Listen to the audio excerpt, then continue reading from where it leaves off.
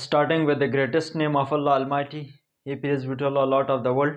Today our lecture about the human digestive system. Yesterday हमने जो previous lecture में हमने पढ़ा था कि ह्यूमन के बारे में पढ़ा था कि माल न्यूट्रिशन क्या है और इससे कौन कौन से डिजीज़ जो है वो कास हो सकती है और माल न्यूट्रिशन एक्चुअली किस चीज़ से किस वजह से माल न्यूट्रिशन कास हो सकते हैं। आज हम ह्यूमन डाइजेस्टिव सिस्टम के बारे में पढ़ते हैं, डाइजेशन किसको कहते हैं। इसके साथ साथ हम जो कि इसके आज सिर्फ हमने स्ट्रक्चर बनाए हैं, कल इंशाल्लाह हम वन बाय वन को एक्सप्लेन करेंगे नेक्स्ट लेक्चर में।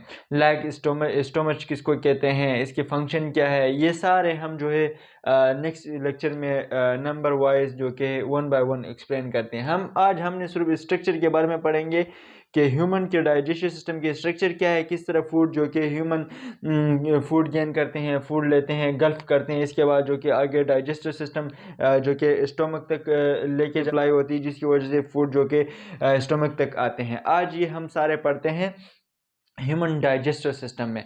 सबसे पहले हम डाइजेस्टिव सिस्टम में जब हम न्यूट्रिएंट लेते हैं, न्यूट्रिएंट हमारे पास क्या है, न्यूट्रिएंट हमारे पास कार्बोहाइड्रेट, फैट्स, प्रोटीन, विटामिन, ये सब न्यूट्रिएंट्स हैं। न्यूट्रिएंट्स हम इसलिए कहते हैं कि हमारे लिए हमारे जिस्म को एनर्जी की ज़रूरत होती है प्लस ग्रोथ। हमारे जिस्म जो कि एनर्जी लेते हैं और हमारे जिस्म ग्रोथ करते हैं। सबसे पहले हम डाइजेशन के बारे में पढ़ते हैं कि डाइजेशन क्या है। डाइजेशन एक्चुअली सबसे पहले हम फूड लेते हैं तो हम लार्ज फूड साइज को हम ब्रेक डाउन करते हैं। किस चीज़ की वजह से हम इसको ब्रेक डाउन करते हैं, और हम इसको स्मॉल फूड यानी मॉलिक्यूल्स में और then molecules going to the cell is called digestive system. So the process in which large particle of food break down into the small into the cell, जो कि सेल में enter होते हैं, इसमें ये होते हैं, ये इस जब ये प्रोसेस होते तो सारे, तो इसमें कुछ जो कि हमारे पास कुछ सिस्टम है, वो सिस्टम इन्वॉल्व होते हैं। इस सिस्टम की वजह से हमें फूड जो कि हमारे में ब्रेक डाउन होती है माउथ में, and then going to the stomach के बाद देन इसकी डाइजेस्टिव सिस्टम शुरू होती है, और लास्ट इसका जो ऑप्शनल जो इसका जो प्रोसेस जो रिजल्ट होता है वो निकलता है। अब सबसे पहले हमने ये ह्यूमन स्ट्रक्चर बनाया है, जिस तरह कि ह्यूमन इस तरह खड़ा है, हमने उसका स्ट्रक्चर बनाया है इसकी जो कि डाइजेस्टिव सिस्टम की। सबसे पहले ये जो हमारे पास ये है, ये ह्यूमन की ये जो फेज़ है, फेज़ की ये माउथ है, माउथ के अंदर ये हमारे पास टंग है जो कि ज़ुबान है, जबड़ा है। इसमें ये जो ऊपर दिखाई दे रहे हैं, ये इसको हम ओरल क्यूटी कहते हैं। ओरल क्यूटी में क्या होती है, ओरल क्यूटी में हमारे ये ऊपर वाले दान और नीचे वाले दान, ये जो सारे हैं ये ओरल क्यूटी में होते हैं। और ये ओरल क्यूटी जब हम कोई फूड लेते हैं तो ये ओरल क्यूटी इस फूड को टूट फूट करते हैं। इस दान की वजह से हम इस फूड को टूट कर ब्रेक डाउन करने के बाद ये फूड जो कि एक इस तरफ आते हैं, ये ओरल क्यूटी से नीचे जो जगह है इसको हम फेरिंग्स कहते हैं। फेरिंग्स याद रखना, इधर ये दो नाली होती है, ये तो फूड की नाली, इसमें दो नाली होती है, एक ऑक्सीजन की नाली होती है और एक जो है हवा की नाली होती है, और एक जो है फूड की नाली होती है। और फेरिंग्स में फिर हमारे पास लेरिंग्स है जो कि किस तरह ह्यूमन की आवाज़ में आते हैं। फेरिंग्स के बाद एक नाली होती है, इसको हम फूड नाली भी कहते हैं, और ये फूड नाली को हम एसोफेगस कहते हैं। एसोफेगस जो हम इसको कहते हैं, ये फूड की नाली है, इसको फूड नाली भी कहते हैं। इससे फूड आते आते जो कि स्टोमक तक पहुंच जाते हैं। एक बात याद रखना, जब कोई पेप में हम कोई चीज़ डालते हैं तो वो ग्रेविटी फोर्स की वजह से नीचे आते हैं, लेकिन फूड कोई भी ग्रेविटी फोर्स की वजह से नीचे नहीं आते हैं। लेकिन इसके लिए जो इस पर फोर्स पड़ते हैं, इस फोर्स को हम क्या कहते हैं, प्रेस्टलेस फोर्स कहते हैं, प्राइसलेस फोर्स कहते हैं। ये ह्यूमन के जो फूड है वो स्टोमक तक पहुंच जाते हैं, यानी ये जिस फूड एनगल्फ करते हैं तो इस पे जो फोर्स पड़ती है इसको हम प्राइसलेस फोर्स कहते हैं। और ये फोर्स की वजह से जो कि फूड्स स्टोमक तक आ जाते हैं। जब ये फोर्स स्टोमक तक आते हैं तो इसमें एक एंजाइम होती है, और एंजाइम को हम ग्लैंड एंजाइम कहते हैं। और ये जब सेल्वा कहते हैं, सेल्वा ये एक हमारे पास जो थूक है जो खुराक को नरम कर देते हैं, और इसके साथ साथ इसकी जो एंजाइम है इसको हम स्लेवा ग्लैंड्स कहते हैं। ये स्लेवा ग्लैंड एंजाइम है जो कि फूड को नरम रखते हैं, फिर दान इसको काट देते हैं।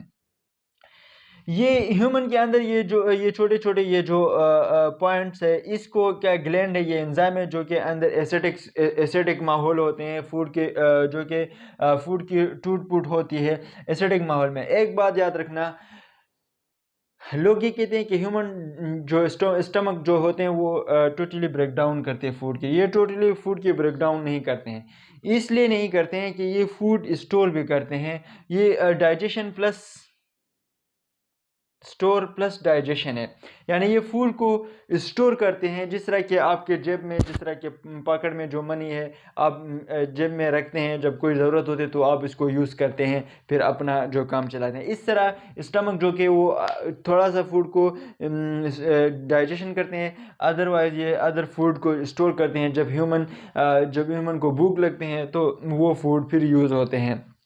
ये फूड का डाइजेशन इसमें नहीं होते हैं, प्लस स्टोर भी होता है। इसके साथ फिर ये जब फूड को डाइजेशन करते हैं तो ये फूड इस तरह एक नाली गुजरती है। इस नाली को हम क्या कहते हैं, स्मॉल इंटेस्टाइन कहते हैं। इस स्मॉल इंटेस्टाइन में ये फूड आते हैं, और ये फूड जब इसमें डाइजेशन, स्मॉल इंटेस्टाइन क्या करते हैं, स्मॉल इंटेस्टाइन ये फूड को डाइजेशन करती है। जब ये फूड की डाइजेशन होती है तो इसमें स्मॉलेस्ट मॉलिक्यूल जो होते हैं वो इधर ब्लड वेजल होते हैं।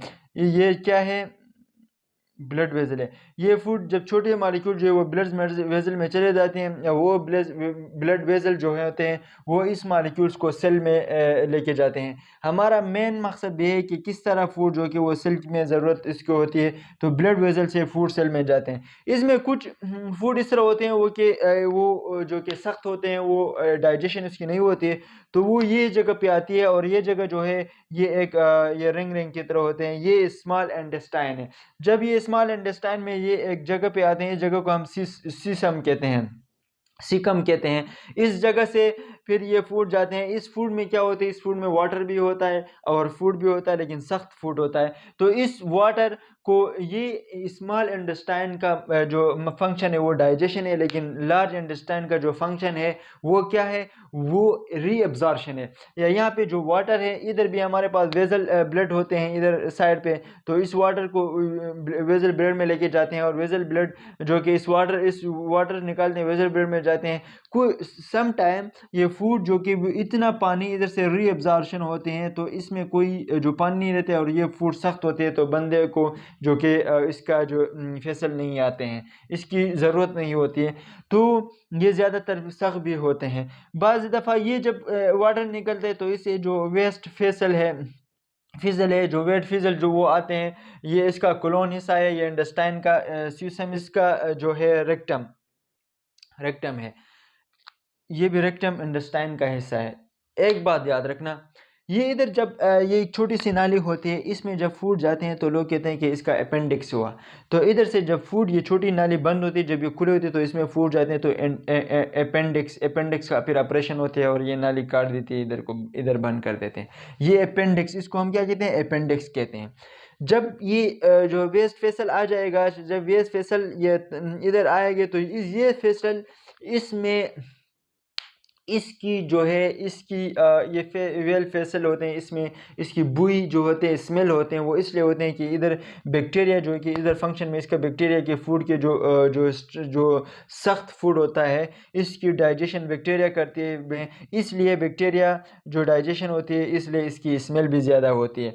जब ये रेक्टम जो हिस्सा है, ये रेक्टम आपकी जो वेसल है, इसको 3 to 8 हार्स ये आपकी रेक्टम इसमें इतने बर्दाश्त होते हैं कि रेक्टम आज की आपकी वेस्ट फेसल को इधर जमा कर सकते हैं। जब ये वेस्ट फेसल इधर जमा होते हैं तो आपकी ब्रेन को मैसेज लेते हैं कि ये वेस्ट फेसल ज़्यादा जमा हुए, इसको खारिज करना होता है।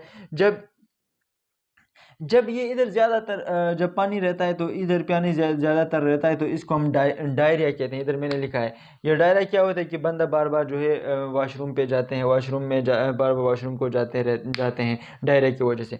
तो ये जब रेक्टम में वेस्ट फेसल आ जाएगा, तो ये वेस्ट फेसल जो है रेक्टम ब्रेन को मैसेज पहुंचाएगा कि ये फेसल ज़्यादा जमा हुआ है, तो ब्रेन वापस मैसेज करेगा, और ये एनएस के ज़रिए आपके वेसल जो है वो खारिज हो जाएंगे।